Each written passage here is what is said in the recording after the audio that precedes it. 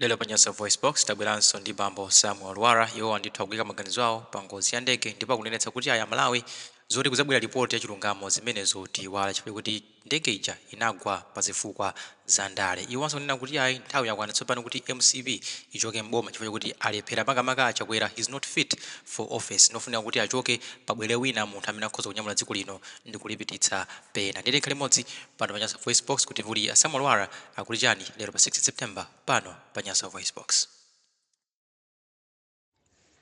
Yes, comrades, mawa bwino nonse mwaswera bwanji kumene muli nonse Amalawi anzanga komanso ma comrades nonse ku Malawi, or the true patriots of Malawi kumene muli mwazuka bwanji ndipo muli bwanji. No, I didn't want to say much komabe the pressure on me always bajanthu amapanga ka pressure pena pake kuti no Lwara takamba niponiza kuza report ya ndege imene yakambira zulo ku anzathu ku kungwenya MCP achimwendo banda gulu lao. Of course ndamveranso kwambiri zomwe anakamba anzathu Brian Banda ndi timu yake pa this program imene amapanga nthawi zonse ya motoboy. Comrades Malawians, let's be honest, tinakamba kale zambirimbiri about the non-commitment of MCP pankhani yokhuza ripoti ya ndege. Achakwera ndi gulu lao, they cannot give us a true picture of what happened, but the true picture is with us Malawians. Amalawi ife ndameti ndi picture inieni ya kukhuzana ndi ndege imeneja. Boma lilibe yetu chili chonse. Don't expect anything from Chakwera administration to tell you about ndege Inagwa or zina chikanjani. IMCP chwena kubisa kuchiziwa oka koma fete kuchiziwa. IMCP akona ngati zimene akupanga Amalawi siti kuziwa. Ndege jatu timafuna nawo limozi itu. Meti mafuna ndege muja suti kapena nzeru zatu zina zitachoka hai. Tinamba fufuza ndege ja kuyamba kwa airport komwe inauluka. Kuchoka kulilongwe kumapita kumzuzu. Ndege ja sinafike kumzuzu inagwira mchikangawa. That's the fact. So ngati pali ena panopa mkuyembekezabe kuti MCP ikapena chakwera pereka report ndi boma lawo zaboza zimenezozo. Ndetu nanonso mubwezera nkhani mbuyo Amalawi. Nkhani ya ndege ja aliyense ku Malawi akuziwa paeka. Ndege ja Inagwa inapa Vice President. Full stop. Nkhani zake ndi za Ndale. Nothing else. Nkhani yake ndi ya Ndale. Ndingati MCP yali boma chifukwa cha Ndale. Aona kuti Ndale tsopano zafika poti zamba kuwapweteka. Kugwa kwa ndege jatu inali Ndale etu. That's what I know. Sinali china hai. Singozi si chani koma zinali Ndale. Amene maziwa Ndale ndezi zimene zizi. Ndale zaku Malawi zimakhala choncho. So about the report ya ndege ja akujema nangoti unikira. Koma nkhani yaikulu inagwesa ndege ja ndi Ndale. Bas? That's what I can give you as a report from me, Samuel Lwara. Ndege ja ndi nkhani ya Ndale. Kugwesana mundale. Full stop. Kazina zosezo mungakambe ayi. Why I'm saying that ndikubweza kuti ndi nkhani ya Ndale. Kaona ni pa msonkhano wa Ndale zulo kungwenya. MCP ayibwesa nkhani ija kuzera ku Ndale. So nkhani ya ndege auchikangawa ndi Ndale. Kodi Amalawi tikamala wesa munthu kamera kumika munthu pa mpando kuti akhale mtsogoleri wa dziko si makhala Ndale. Ndingatili Ndale nkhani ya ndege ni nkhani ya Ndale. Achakwera no waboma ndi timu yawo imene kupanga zabweka yi because of politics. So kugwa kwa ndege ya kuchikangawa nkhani yake si yapatali yayi. Akuluakulu Amalawi anzanga, fellow comrades, true patriots, nkhani yokhuza report ya ndege ya chikangawa, report yake in simple term, in one word, ndi Ndale. Full stop. It's politics. Nothing more than that. Zina zose zimeti kuyembekeza kuti boma likatuze palibe yangatuze because the issue is political. Ndege janapa anthu 9 including the vice president, it was politics. Full stop. Palibe seminaso kudusa spamene papa. If you need further report, you're only complicating the matter. But the issue is ndege jainago shikangawa because of politics. Full stop. Politics of the land. That's what happened. Imene napanzatu aja. Vice President, the Antena 8. May their soul keep on rest in peace. Zogwesa mphayi kwambiri. Because had it been ndege janago muchilungamo chake kopanda Ndale, report sikanavutatu kutuluka. Some other people could have been fired. Amenali at the helm of leadership and high management. Amenali anagwira siku kundege. Siku menene Inagwa anagwira ponchito pa ndege paja. They could have been fired. Even the cabinet ikanapanga lishafu. cabinet. Komanso independent inquiry ikanapangika whereby some other family members as well as some other true patriots of this country are going to involved in that commission, independent commission of inquiry. So without this, what I'm saying, Ndege Inagwa chifukwa cha Ndale, full stop. So Ndale mkuzizi wa kumalawi mene zimakhalira. Ndale mukazitenga udyo zimakhala choncho. So Chilima anafa pangozi ya Ndege chifukwa cha Ndale. Nothing more than that. And this is what it is with me. That's why you are searching for good people. Oma kuzamapanga Ndale, civilized type of politics. Ndale zochangamuka, Ndale zoona kusogolo. Ndi kumbuyo goma. So zena nena kucha amanena zulo achakwera kaandani chimwendo banda mwanayi. Zose just politics. Report ya Ndege ya chilungamo simzaiona. Chifukwa Ndege Inagwa chifukwa cha Ndale. Full stop. And what we need now to avoid this in the future, remove MCP out of government. Full stop. Tiacho sepo MCP mboma. Kani hata. Because Ndale zao nzokupa. Ndale zao si zabwino kwa MCP hai. Zoponderezana. Just imagine. Ambili tinatenga ma contract ku State House. Kuboma. Anatipasa based on the appointment ya president ya kwera. Ndi mhavu zao za constitution. Ena afeti nalibidwa nchito. Anatita anakuti atanzila chagwela kugila nchito. On contract basis. Kwa ma contract ya tunapanga expire. Ineanga inapanga expire last month. I'm not getting anything from Chakwera government. The reason being, Chakwera is not a serious person. Mene muganza yena nonsema. Amena kuzuwa Chakwera, background yao. He has never been serious in his life, in his normal life. The man bas ni chocho mene mkuwaone na Chakwera mungu. So ni mwaichabe, mwachisomo cha mulungu mwina. Komaso mwina mulungu amfura dipuzi sepo, kuta Chakwera kalipso gewa ziko la Amalawi. But the man knows nothing about administration of any sort.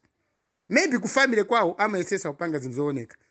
But kuma institution Chakwera is not fit to lead any institution in Malawi. And what's more, Chakwera ka president was ziko la Malawi. Based on the Tons Alliance agreement, you can see how the man has been misusing the agreement and misusing himself. Iye pae Chakwera wakawazipanga misuse zochitika zake ndi anthu ake. So this is time for him to be putted out. We don't want people Sali strong enough to lead us in Malawi. So Chakwera zimena kamba zulo kuja kundiza za Ndege. I've listened to this program ya mapanga blind banda yapa Sunday. And panga zo mochele. I listened to it very carefully. But what I can say in short, comrades, Malawians, is Ndege Inagwa chifukwa cha Ndale.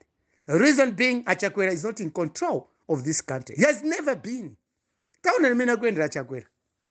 The way it's moving up and down. We know maneno parombe huko. One MP. Chakwera manguenda indatu. He does not even sit in the office. How can he compile a report? Mutoda manguenda inda. Kumangoenda basi Chakwera nchito kumangoenda. Nothing. These are important things. Chakwera sama kram office. He has just been moving, smiling at animals, smiling at people. That's why I'm telling you, and I feel sorry for those people. I feel sorry for you when you say like that. Chakwera sometimes deserves to be kutazigended. Because in tima wao or mtsogoleri wao, so kulongo soka kweni. He's been fooling Malawians now and then. That's good kudachitika. We think we expect him to take a caution on that. Amulepe. Zikachitika mzigo zikulu. Na mistake akulo apangika. Chakwera always smile at those mistakes. And he moves on carefree. This is the sort of a man we have in Malawi. So Malawians ena mumakhala kuti magaza kuti ndino chisoni palibe pankani ya Ndale. Wandale amakhala ngati akamafuna vote amoneka ngati wachisoni. Akola muboma chimakhala chimbalangoni. Ndeza Chakwera. Chakwera poor administration is yielding fruits. Bitter fruits. Yemota agwese bomb. So Chakwera, Malawians, let's not waste time talking about the report. Ndege report yake in simple term, in simple explanation. Ndege imena Chilima Inagwa chifukwa cha Ndale. That's the fact. Bible so posos pamene poya.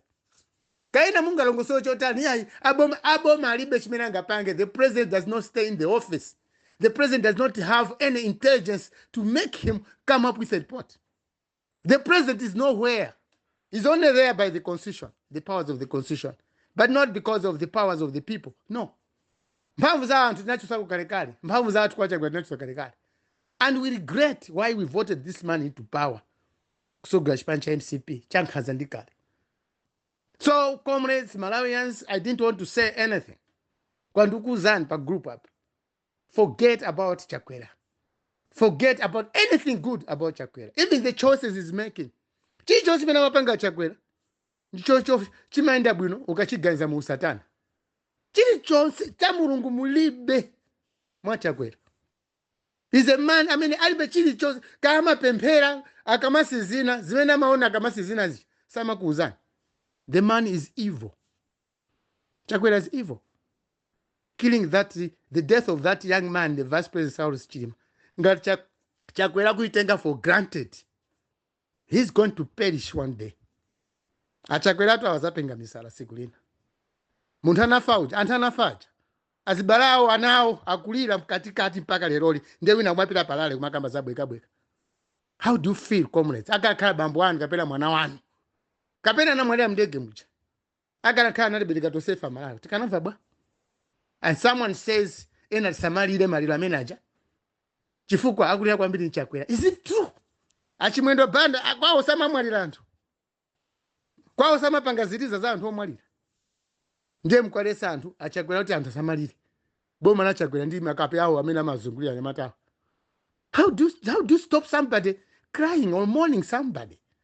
Pali zifukwa zambiri zomwe tikumulira Chilima. Zambiri. And if we directly interacted with that man was brilliant than any other fools that we see in NCP. Even in our DPP. We regret that man joined politics. Tupanga regret.